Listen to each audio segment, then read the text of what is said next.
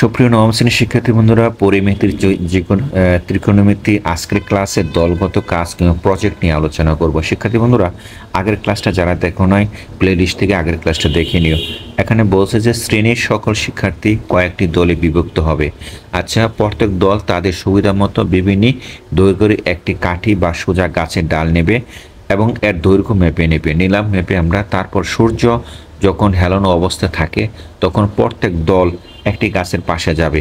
হেলানো অবস্থা থাকলে প্রত্যেক দল কী করবে? একটা গাছের পাশে যাবে।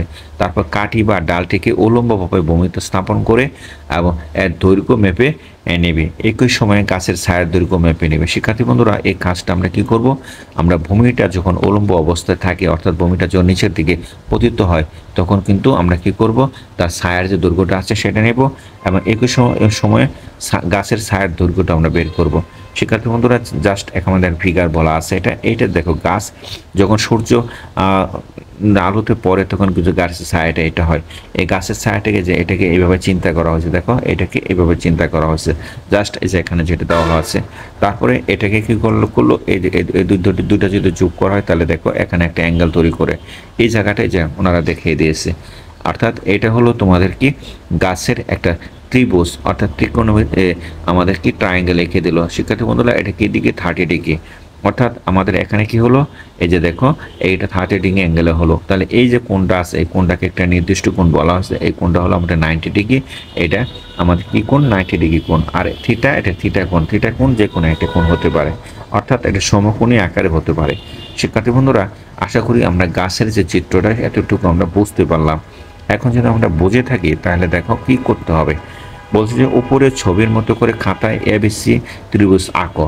অর্থাৎ উপরে ছবির মতো করে আমরা কি করলাম? এই যে এই ছবির মতো করে আমরা একটা এবিসি ত্রিভুজ আঁকবো। যে এখানে যেটা আঁকা হয়েছে, শিক্ষার্থী বন্ধুরা, এবিসি ত্রিভুজ আঁকো যেন এসি এসি এই যে এসি বাহুটা এবং বিসি, অর্থাৎ এই বিসি বাহু এর অনুপাত তোমাদের কাঠের দৈর্ঘ্য এবং কাঠের ছায়ার দৈর্ঘ্য অনুপাতের সমান হয়। অর্থাৎ আমাদের যে জিনিসটা বলছে, আমাদের অনুপাত দুটা, অর্থাৎ এসির দৈর্ঘ্য, অর্থাৎ সোজা জিনিসটা বোঝার চেষ্টা করো।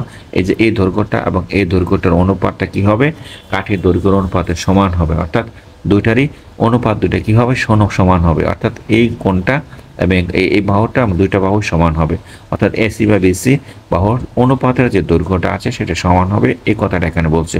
শিক্ষার্থী বন্ধুরা, দেখো এসি বাই বিসি কাঠির দৈর্ঘ্য বাই কাঠির ছায়ার দৈর্ঘ্য। অর্থাৎ এই যে এসিটা হলো কি? এই এসিটা হলো, আমরা আগেই জানি যে এসিটা আমাদের এখানে কি আছে। আমরা এখন আবার একটু জানার চেষ্টা করি। এই যে এসিটা হলো, এটা যদি ত্রিভুজ সমকোণী ত্রিভুজ, তাহলে এটাকে আমরা কি বলি? এটা আমরা সন্নিহিত বাহু কিংবা ভূমি বলি।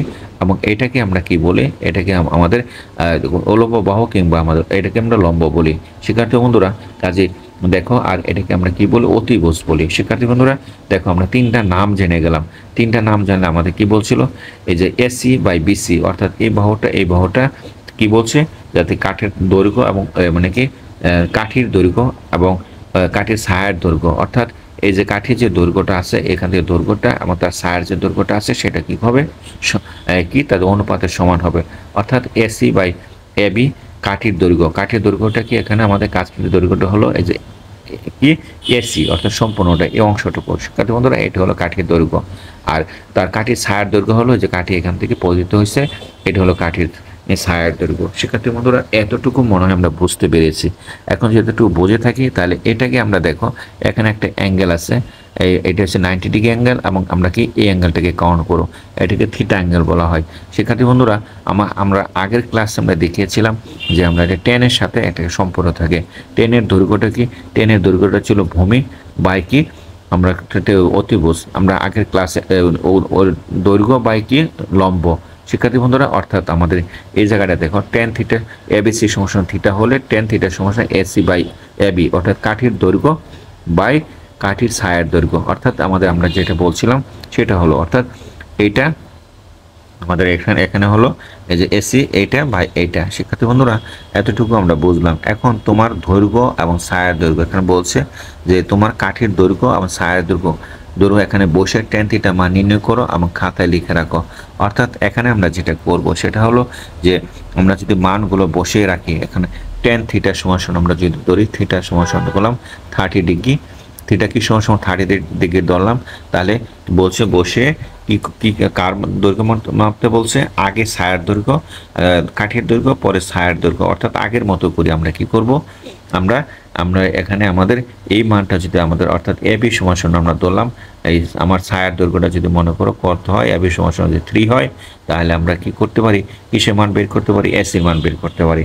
অর্থাৎ tan থিটা সমান সমান tan, আমরা থিটার জায়গায় আমরা 30 ডিগ্রি বসাবো, আর এখানে সমান সমান এসি সমান সমান আমাদের হোয়াট থাকবে এবং এবি সমান সমান 3 থাকবে। শিক্ষার্থী বন্ধুরা, আমরা কি টেনে tan থিটা সমান সমান আগের ক্লাসে আমরা কি শিখেছিলাম দেখো তো, আগের ক্লাসে আমরা tan থিটা সমান সমান আমরা শিখেছিলাম যে 1/√3।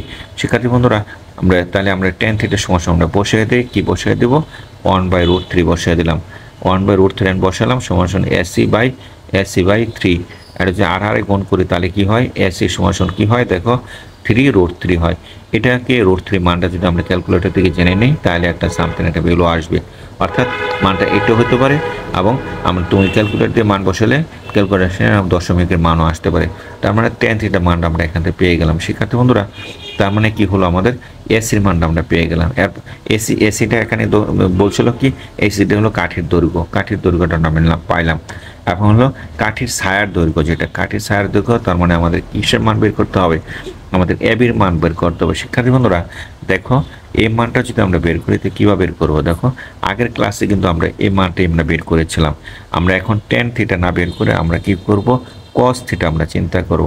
cos থিটা কেন চিন্তা করব, কারণ হলো আমাদের এখানে সাথে দেখো সম্পর্কটা কিন্তু আমার একটা দেওয়া আছে, এবং আমাদের এখন এইটা বের করতে হবে এবং এইটা বার করতে হবে। যদি বার করি তাহলে এখন দেখো cos থিটা আগের ক্লাসে আমরা ঠিক আগের অঙ্কটার মতোই, যারা আগের ক্লাসটা দেখো নাই আগের ক্লাসটা প্লেলিস্ট দেখে নাও, ওই যে আমাদের এইটার মতো, অর্থাৎ এই ফর্মুলা, অর্থাৎ এটা এদিকে উল্টা আছে, আর আমরা কাজ করতেছি এখানে এইভাবে ঠিক উল্টা আছে। এখানে cos থিটা সমান আমরা কি জানি AB/AC, অর্থাৎ আমরা কি জানি ভূমি বাই অতিভুজ। আমরা এখানে ঠিক তাই বসায় দেব, আমরা কি দেবো, ভূমিটা কোনটা আমাদের AB, অর্থাৎ AB বাই কি হলো অতিভুজটা কি হলো BC হলো। শিক্ষার্থী হলো BCটা কার দৈর্ঘ্য, BCটা আমরা কি জানি ছায়ার দৈর্ঘ্য জানি, অর্থাৎ ছায়ার দৈর্ঘ্যটা আমরা জানি, ছায়ার দৈর্ঘ্যটা আমরা বের করব। শিক্ষার্থী বন্ধুরা, তাহলে আমি কত ডিগ্রি জানি, cos 30 ডিগ্রি, আমাদের যদি 30 ডিগ্রি ধরি তাহলে আমাদের কিসের মান আমরা পাবো, এবির মান, আমরা কিসের মান বের করতেছিলাম, এবির মান আমাদের কত 3 ছিল, এই জায়গায় দেখো আমি 3 ধরেছিলাম, 3 ধরলে এখানে BC সমান হোয়াট, আর আমরা কি জানি cos 30 ডিগ্রি সমান √3/2 জানি, আমরা আগের ক্লাসে শিখেছি। শিক্ষার্থী বন্ধুরা, এখন 3 বাই কত BC, অর্থাৎ BC সমান যদি তুমি আর গুণ করো, BC সমান কি লিখতে পারো 6, পরে কি লিখতে পারো 6/√3, অর্থাৎ আনসার কিন্তু এটাই, √3 মানটা বসায় তুমি দশমিকের একটা মান পাবা। শিক্ষার্থী বন্ধুরা, অর্থাৎ আমাদের এখানে কি করতে বলছিল, ছায়ার দৈর্ঘ্য এবং অনুপাতের এবং কাঠের ছায়ার দৈর্ঘ্য এবং কাঠের দৈর্ঘ্য দুটি বের করতে বলছিল। শিক্ষার্থী বন্ধুরা, আমরা দুটি বের করে দিলাম। আশা করি তোমরা এতটুকু বুঝতে পেরেছ। এখানে আমাদের আরও কিছু কথা বলছে, দেখো এতটুকু বুঝো। এখানে বলছে যে ধরো গাছের উচ্চতা h, যেহেতু গাছের ছায়া, গাছের শীর্ষবিন্দু এবং গাছের ছায়ের প্রান্তবিন্দু সংযোগ রেখার সাথে কি থিটা কোণ তৈরি করে, সুতরাং আমরা কি জানি tan থিটা সমান h বাই গাছের ছায়ার দৈর্ঘ্য, অর্থাৎ গাছের ছায়ার দৈর্ঘ্য আমরা আগে যেটা পড়েছিলাম এটাই এসে, এই যে এটার সাথে আমাদের মিল রেখে কাজটা করতে হচ্ছে। কাঠির দৈর্ঘ্য আর গাছের ছায়ার দৈর্ঘ্যটা আমাদের এখানে কি করলাম, কাঠির দৈর্ঘ্যটা গাছের দৈর্ঘ্য ধরে নিচ্ছে। শিক্ষার্থী বন্ধুরা, কাজে আমরা কি করলাম, যে গাছের উচ্চতাটা আমাদের কত h-টা আমরা ধরে নিলাম, এখানে গাছের ছায়ার দৈর্ঘ্য কত, এই সমস্যা আমরা জানি tan থিটা ইনটু গাছের ছায়ার দৈর্ঘ্য, অর্থাৎ আমরা কি জানি উপরের দৈর্ঘ্য নির্ণয় করা tan থিটার মান এবং গাছের ছায়ার দৈর্ঘ্য বসে এসে মান নির্ণয় করা যায়। শিক্ষার্থী বন্ধুরা, এটা একটা ফর্মুলার মতো তৈরি করে দিছে, অর্থাৎ আমরা যে tan থিটার মানটা জানি এবং গাছের ছায়ার দৈর্ঘ্যটা জানি, তাহলে কিন্তু আমরা কি করব, গাছের উচ্চতাটা বের করব, যেটা আমরা এখানে করেছি।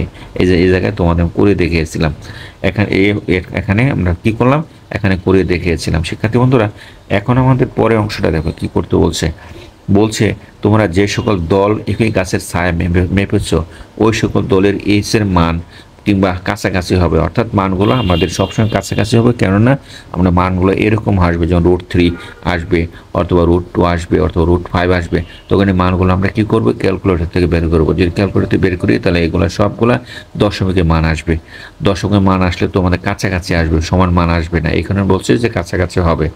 শিক্ষার্থী বন্ধুরা, এখন দেখো যে কোনো দলের h এর মান অন্য কোনো দলের মানের সমান কাছাকাছি না হলে বুঝতে হবে ওই দলের কাজে ত্রুটি রয়েছে, অর্থাৎ তোমাদের এক দল আরেক দলের মান যদি কাছাকাছি না আসে ধরতে হবে যে আমাদের দলের ভিতরে কোনো ঝামেলা আছে, অর্থাৎ আমরা অঙ্কটা বুঝতেছি না। শিক্ষার্থী বন্ধুরা, আজকে আশা করি এতটুকু বুঝতে পেরেছ। আজকে এই পর্যন্তই, পরের ক্লাসে তোমাদেরকে উন্নতি এবং অবনতি নিয়ে কথা বলবো। ততক্ষণে ভালো থাকো,